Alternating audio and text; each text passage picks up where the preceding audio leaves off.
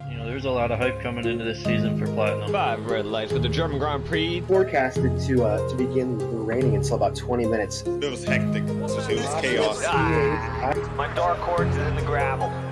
My kitten's in the litter.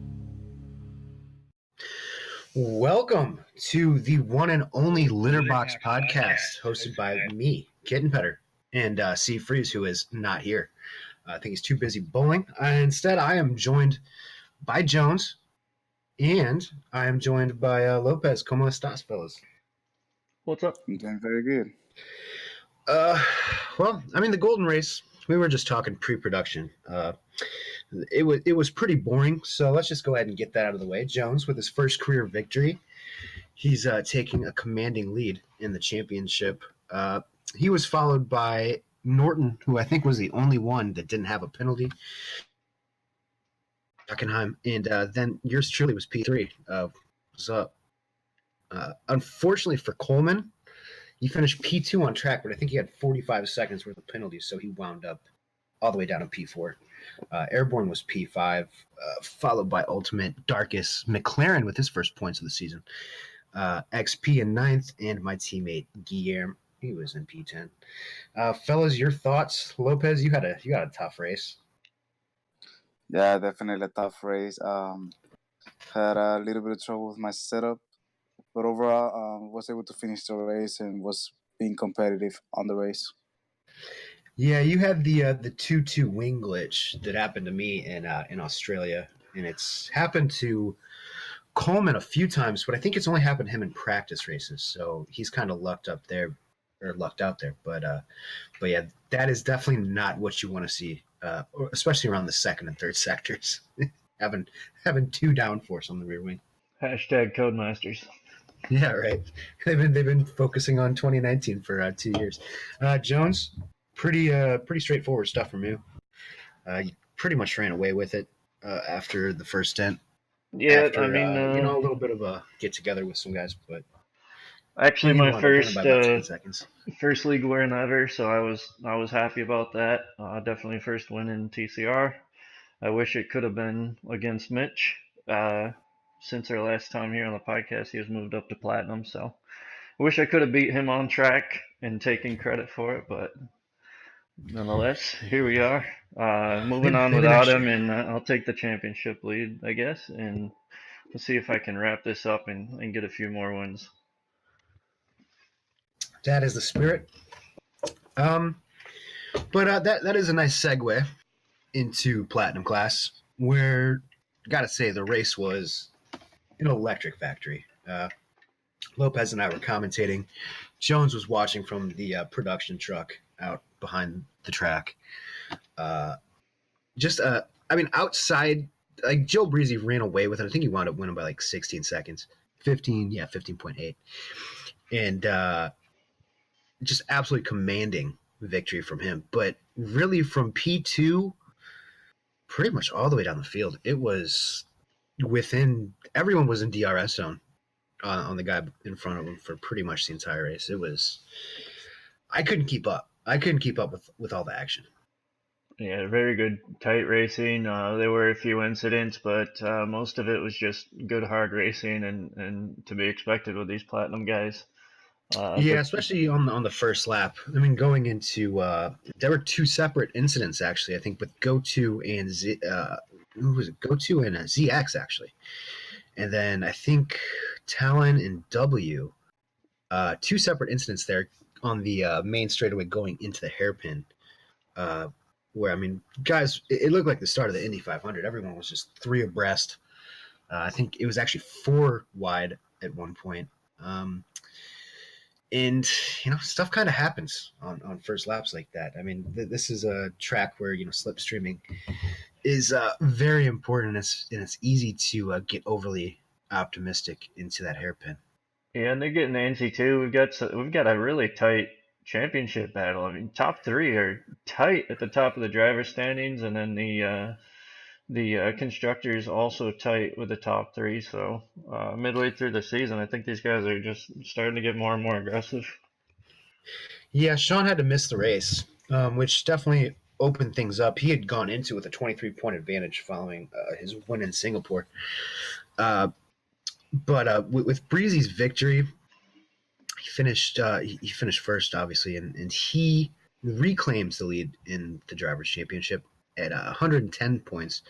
Sean stays at 108, and go-to guy with an absolutely fantastic comeback drive from him after that first lap incident. He came all the way back up into P2. He's in third place in the championship, and now we're starting to see a bit of a gap forming between third and fourth, as we expected might happen. Talon guys in fourth with 76, Freeze with 64, Psycho with 51, then ZX, Xandermar, Damaso, and Useless makes his first appearance in the top 10.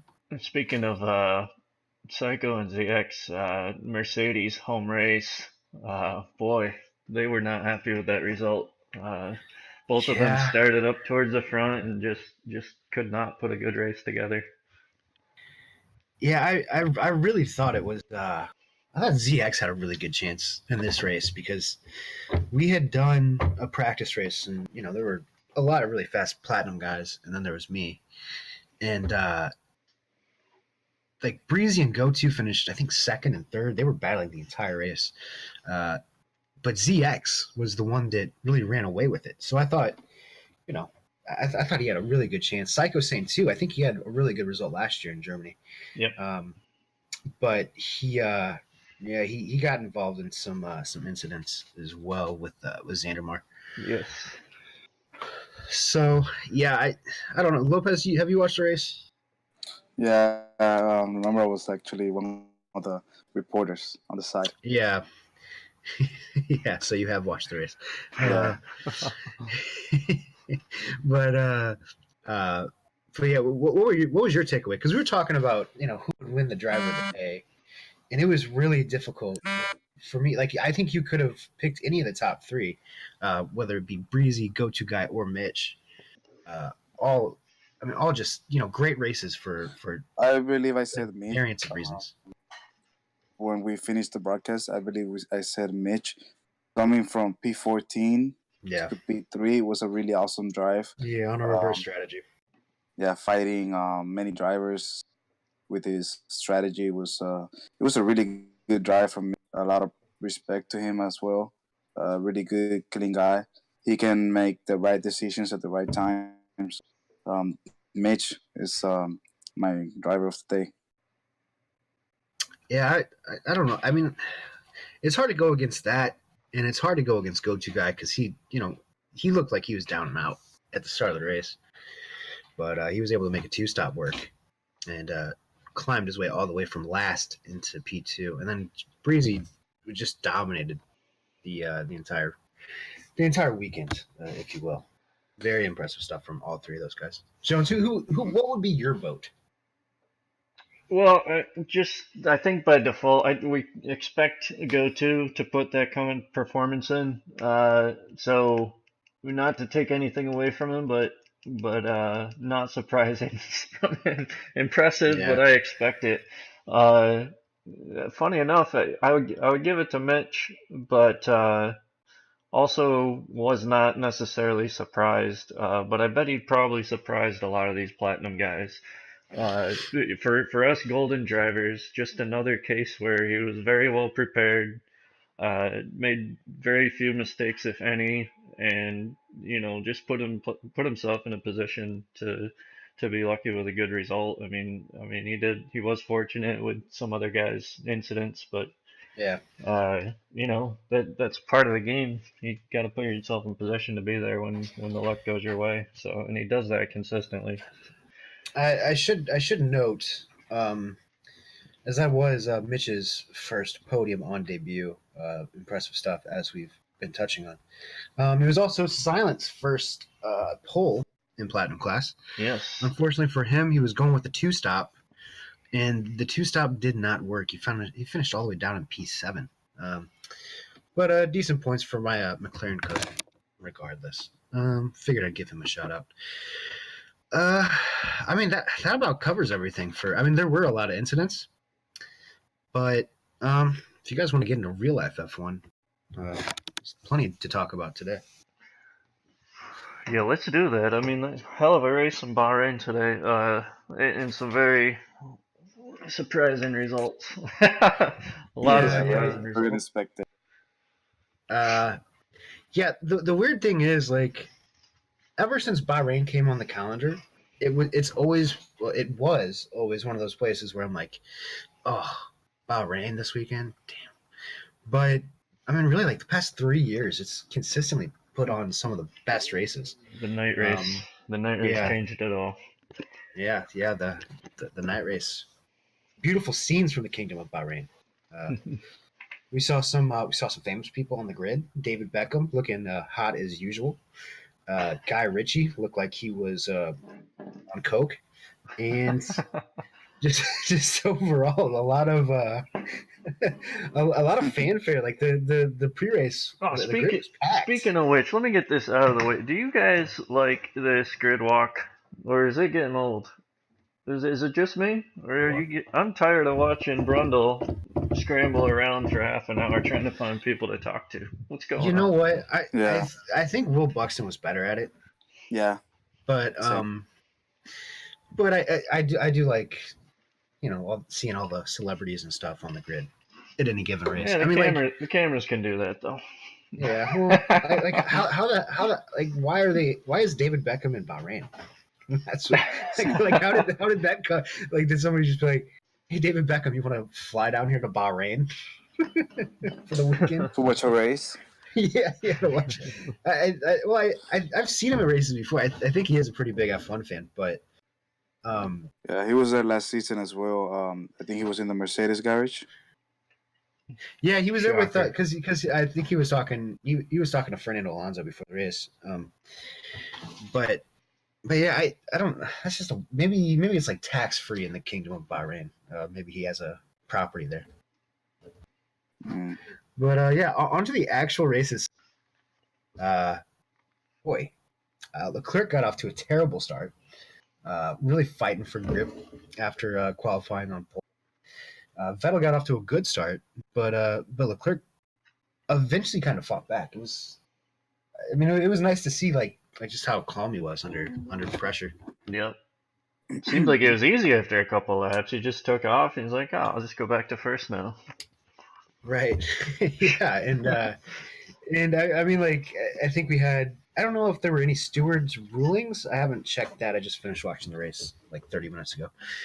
But I'm not sure if there were any like actual rulings. I know there were a lot of guys under investigation because coming at turn two was there was a lot of contact going on. I think Hulkenberg kind of peeked on the inside of Stroll, and Stroll thought he was there, and then he hit Grosjean, and Grosjean eventually had to retire. Yeah, that was a racing incident from the Yeah, stewards. yeah. I think Stroll just kind of thought Hulkenberg was going to launch it up his inside, and he wound up taking a wider line than he would have preferred. But yeah, that eventually ruined Grosjean's race. I think it damaged his floor. Um, it Haas, just in general. I don't know what was going on with Haas. They were trash, desert trash. They I mean, I mean, like, just I don't even know. He was he went from like P7 all the way down to like P 15. I don't know where their pace went from Saturday. I mean, this is they were they're in fast. the Ferrari Junior Academy, so they gotta be on the same pace as Ferrari. Yeah, right. If Ferrari messes up, they gotta mess up. Yeah, I guess. Yeah, back to the front. I think Hamilton did a pretty good job. I mean, the Ferraris were clearly very The favorites. fast. Yeah, they were a lot quicker than Mercedes just in general. But Hamilton did a good job of keeping his foot in it. He was able to stretch out a pretty huge gap over um, Bottas, and man, the Ferraris just eventually fell apart, and he was right there to pick up the pieces. Vettel, Jones is a Vettel fanboy, and I'm not. I am not a Vettel fan. Yeah, Too fussy. I'm the guy. When you take an athlete and you appoint them champion before they've proven anything, I'm gonna be against that guy. Like heartfelt.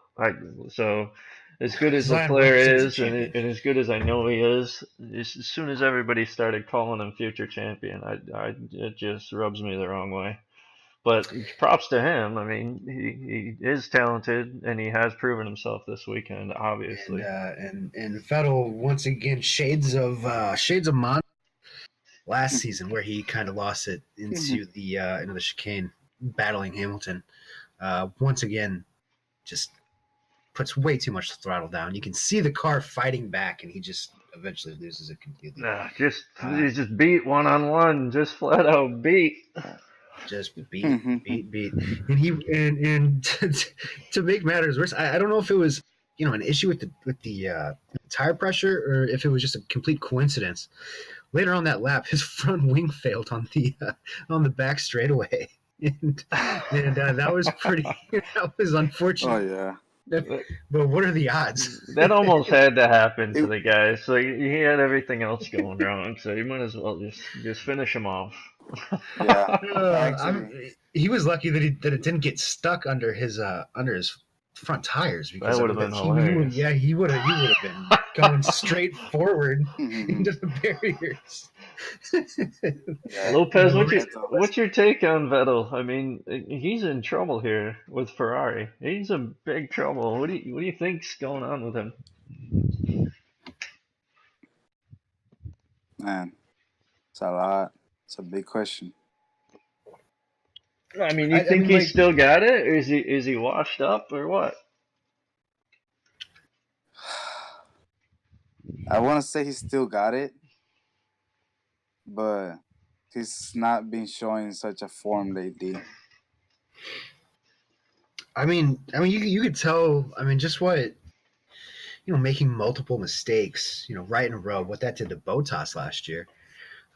And they weren't all his mistakes, but it completely crashed his confidence in the second half of the season. It looks like the same things happened to Vettel, but that is carried over, whereas it really didn't for Bottas, I don't think. I mean, it's going to get to a certain point, and I don't know if you guys agree with me here, where if he keeps up this form through like half of the season, I mean, it's going to kind of start to get to the point where he's going to be looking behind his back because, I mean, Ferrari has. I mean, they're testing. They've got Mick Schumacher and I think Callum Ilott are both going to be in the Ferrari tomorrow for the post Bahrain test. I think he's doing that right now. If he's not looking behind his back right now, he's crazy. I mean, he's in the same car as this kid Leclerc, and he got flat out beat in qualifying. He did have a little issue with the tires. He got one run in Q3, but I mean, he got beat in qualifying, and then on track on the same rubber, he got absolutely taken by Leclerc. He got beat on track after a great start too. I mean, he had like a 2-second gaffer, but it got to the first lap. Leclerc was there. He was battling with Bottas. He was just about in P4, and then he comes back and just demolishes Vettel. I mean, last week at Australia, I was able to say, Vettel was put on a worse tire strategy that made Leclerc a little quicker. He was on fresher rubber, so whatever. Vettel out-qualified him there. But this week, all that went away. I can't defend Vettel right now. He had a bad race, and you can't do that against a kid in Ferrari as a 4-time champion. They're going to be looking around now. Yes, sir. Yeah, that's going to be a very interesting off-track thing to watch for pretty much all year long, unless Vettel goes on some sort of massive win streak. Because I mean, if he loses Hamilton for the third straight year with presumably better equipment, I don't know. I mean, you start talking about, I don't want to sound like Stephen A. Smith, but you start talking about like legacy. I think that kind of damages his legacy. Well, you're right. That was the other thing we saw today. Leclerc proved they're in better equipment. It's certainly more powerful. I mean, Leclerc had no trouble until he lost the energy recovery, but I mean, the car was clearly better. Yeah, and I mean they were second up in I think both of Friday's practices, and Right. they were about 3 or 4 tenths ahead during qualifying. And speaking of Leclerc, excuse me, it's a hard C at the end. I always forget. Um, You don't do French very well. Charles Leclerc. No, Let's get he the says XP in here. yeah. We probably should use some Quebecois influence on this, but man, that is I felt so bad for him because he had dominated the entire weekend. He was up by about 10 seconds with when it started. It was about 12 laps left. Just home free, Yeah. nothing in front of him. The energy recovery stops working, and all of a sudden Hamilton's gaining 2 seconds a lap. Yeah. Just sad stuff. A lot of difficulties with the Ferrari engines. Looks like their strategies moved to the engine department. Yeah, I don't know. I don't know what. It's always something though. The last couple of years with Ferrari, there's always something. Mercedes just does not have these mistakes. It's the And curse of James Allison. Mhm. James Allison moves from Ferrari to Mercedes, and all the gremlins seem to cease for Mercedes, and they pick up for Ferrari. Man, that's just a bummer. I don't think it's just a matter of time before Leclerc gets his first victory. Hell, it might be next week in China. Or is it next week or 2 weeks? It's in 2 weeks, and 2 weeks in another China. power circuit that should definitely be a Ferrari track. Yeah, you would think so. With both Ferraris being P1 and P2 last year, all we can expect is the same in China, but it's just the reliability that we gotta look into and their strategy. Basically, the things that don't need to be the strongest in the team, but that do not need to mess up. It's just the two things that Ferrari are the weakest at. That's true. Well, they've eliminated, at least so far with Leclerc. He's not made any mistakes necessarily. I mean, I think he went off track maybe in turn one in Australia, but Yeah, nothing you can major. tell. Yeah, I mean, he has a really composed. He's a very mature 20 years old or 21 or however old he is. 21.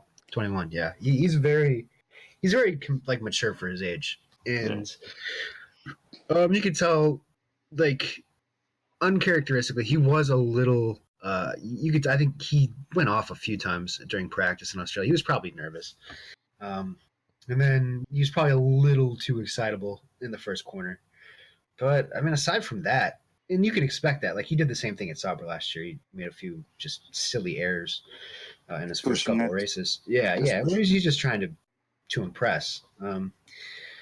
But We got I tomorrow. We got Alonso in the McLaren McLaren. again, and well, Sainz you has know two what?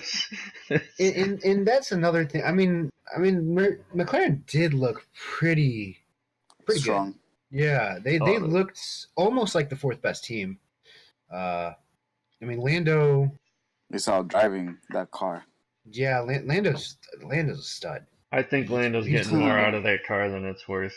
Yeah, I think it's going to help them to bring Alonso back to kind of shake down the car. I mean, I don't know if you guys have read the stories of like some of the reports he would make during testing. Like he would write like 40 pages worth of things to the engineers, like just explaining every little detail. Alonso Um, would?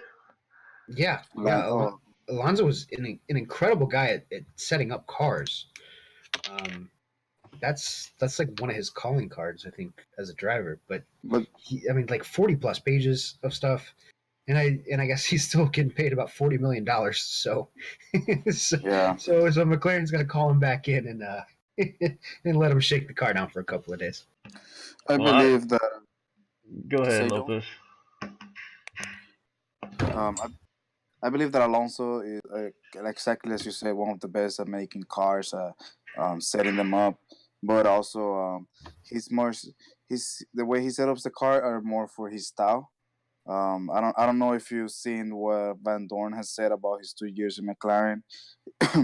He said that it was a mistake being a McLaren, that it was his worst years in racing, that he I believe he said that he disliked his time in McLaren because it was just not his stuff. Yeah, I wouldn't want to be a teammate of Alonso. But the man knows how to set up a car. Stoffel was doomed from the get go as soon as he was in that Yeah. seat, because that team was completely predicated around satisfying Alonso's every need, and setting up a car just completely for him. I think if Van Dorn went into a different situation, he'd probably be a pretty good driver right now. I mean, he took to Formula E like a fish out of water. Yeah. But yeah, I don't know. I think it's a good idea for McLaren, because I do think like if you're gonna pay him as much money as you're paying him, even though he's not like actually your racing driver, you might as well. And like typically, I would say like we should probably give Lando more time behind the wheel. Lando logged so many test miles last year that I don't even think it's really that big. He puts in more sim racing miles than anybody, I think. So. Oh yeah, yeah. He's in the, yeah. I think like we've joked about it before. I think the entire last year was, he'd have his F2 races, and then he would then like whenever he wasn't doing F2 stuff, he was in the sim at the McLaren Technology Center for like 10 hours, and then he'd come home and he'd jump on his own personal like $10,000 sim rig. Do some iRacing, yeah. At home, yeah, and do iRacing until he goes to sleep. Yeah, that dude just eats, sleeps, and breathes racing, literally. Which is not that bad. I mean, you can see the fruits of his labor showing up. Yeah. He's being faster than Sainz, who's been in many different teams, who has many different experiences with many different cars and engines, and still is, well, not engines because he's still a Renault guy, but he's out driving Sainz, who's another good guy who should have been also in a Red Bull seat. I believe Sainz, if he would have stayed with the Red Bull family, he should have been in the Red Bull Toro Rosso garage at the moment, and out driving Gasly, obviously. Yeah, Gasly's been rough. A lot of people are out driving Gasly. Yeah, the midfield is out driving Gasly. I've been defending Gasly because he was really, really good.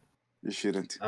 In the junior levels, but man, it might be too much too soon for him. I mean, last year he finished fourth in a Toro Rosso at Bahrain, and this year did he even finish in the points tonight? Yeah, I think he was 9th or 8th or 9th. I don't remember. No. He was back half. I mean, so sure. he was unequivocally outdriven by Verstappen. Once again, I mean, he was pretty bad last week in Australia, or 2 weeks ago in Australia. But and I don't know if you guys have seen a lot of Nico Rosberg videos, but Nico Rosberg was saying that Bahrain is one of the easiest tracks to get used to or to drive in.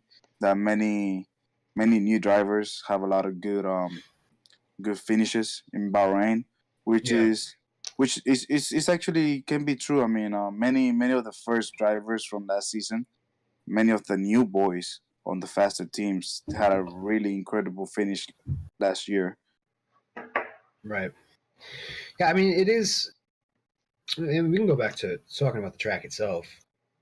It is it's pretty straightforward. Like, people don't like it, but for whatever reason, it's wide open, and there's really only one really technical turn. I don't know if it's turn 10 or whatever that little hairpin downhill hairpin is. Yeah. That's the only real tricky part, I think. The rest is pretty straightforward and just so wide open. There's almost no risk. Yeah, I mean, the curbs aren't particularly high. Right. I mean, you can pretty much just run on them. I mean, I enjoy the track. I like. It's one of those tracks where I could just turn laps and laps at, because it's always like a lot of fun. But it is somewhere that would kind of favor a young driver, a la Gasly himself last year in his second start at Toro Rosso. But yeah, things are not. I mean, good news for Gasly. Good news for him is that there really is no one behind him in the Red Bull setup. They've pretty much, like you said, with Sure, Sainz. sure there is. Seb Vettel is behind him as far as I'm concerned. Vettel might be out of his seat at the end of this year. Yeah. I don't know. I don't know if they want to have to pay Verstappen and Vettel both. Red Bull didn't get to their point. I don't even know how that would wind up. But like I don't know. I think Dan Ticktum is the closest thing. I think he's an F2 this year. He was a guy that was suspended for 2 years for deliberately crashing someone in Macau in Formula 3. So I don't know if he really has as much of a future with the team as possible. Obviously, Alex Albon. I think Alex Albon actually did a pretty good job today. Anonymous from him, but He almost had a shot at Gasly. yeah, I know. Yeah, And at Toro he was. Rosso. But I like Albon. I think he's good. But where is Danny Rick these last 2 weeks? Anyone see Ricardo on track? The Renaults did end up.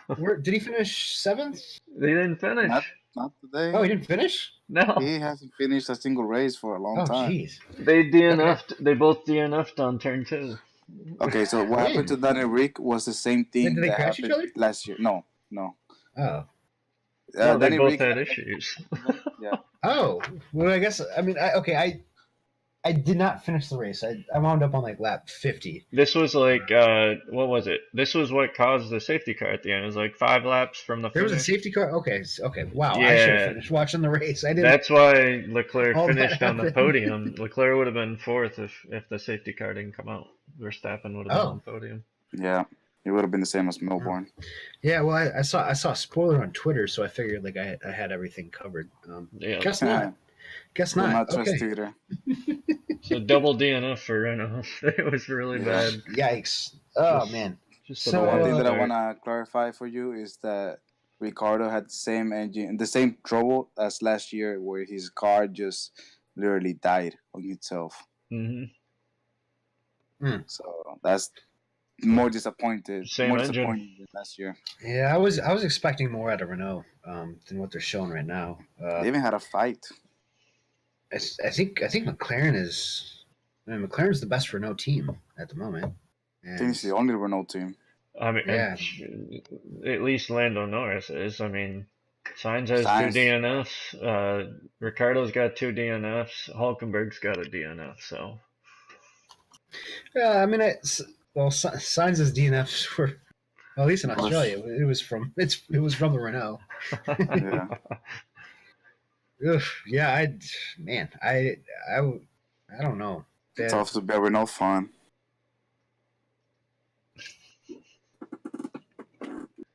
I mean, they're putting so much money into it now that you would expect results to come sooner rather than later. But I don't know. Perhaps there's just something fundamentally wrong with that setup. Those engines, man. Yeah, those French engines. We got Tico on the ground in Paris. He's at the Renault headquarters right now, trying to get us some quotes from Cyril Abitable. But yeah, that's some croissants. He's bringing back some croissants too. Did either of you guys jump on the Bottas train last 2 weeks ago at Australia, or were you expecting like me for him to fall back into form this week? I was expecting him to fall back into form. He's obviously not as good as Hamilton. I think like anybody with 2 eyes can see that. But I do think last year he was really, really good at the start of the season. Yeah. And either from his own mistakes or mistakes. I mean, like in Baku, he would have won, but he ran over, like a pebble, blew out his tire with a couple laps left. Like that, you could tell that really weighed on him. Coming back, like I expect him to win a few races this year, but not nearly as many as Hamilton, and he's not going to get preferential treatment. I think Bottas is maybe not the kind of like world champion type driver that a lot of people thought he was when he moved to Mercedes. but I think he's a capable race winning driver. He's a Yes. world-class driver, but he's not at Hamilton's level by any means. Thank you, Jones. I, Thank I you, don't Jones. I don't think anyone. I think Jones from the production truck, the other Jones's twin, Jones. He's telling me to wrap up. I think we've been having some good I conversation hate about that guy. it. I've enjoyed it. Yeah. Yes, I hate your brother too. But yeah, for Kitten, Jones, and Lopez, thanks guys for joining in on this fateful day. I'm gonna wrap it up. The Litter Box, starring Kitten Petter and Steve Freeze, who is not here. We'll catch y'all at Monza next Wednesday. Goodbye.